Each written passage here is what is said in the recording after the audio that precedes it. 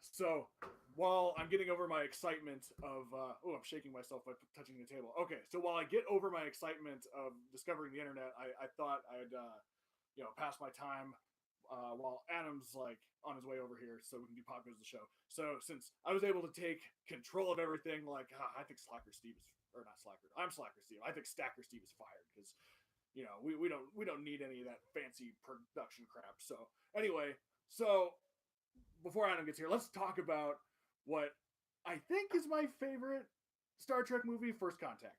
So, why is it my favorite? Well, it's got my favorite villains, the Borg. Like here in the beginning, and I was like 10, so I thought everything was awesome. But I'm now in my mid 30s, and I think that it's still awesome. So anyway, so the Borg go back in time, and the planet turns into this like really crappy industrial looking planet. And so, yeah, industrial. I guess the Borg are kind of industrial. Well, anyway, it didn't look good for Earth. So they go back in time and they like meet the guy that invented warp drive. He wasn't like the guy that they thought he was.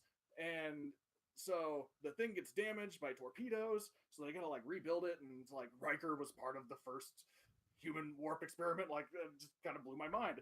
And like Picard becomes like an action hero. It's like crazy. So I totally recommend First Contact.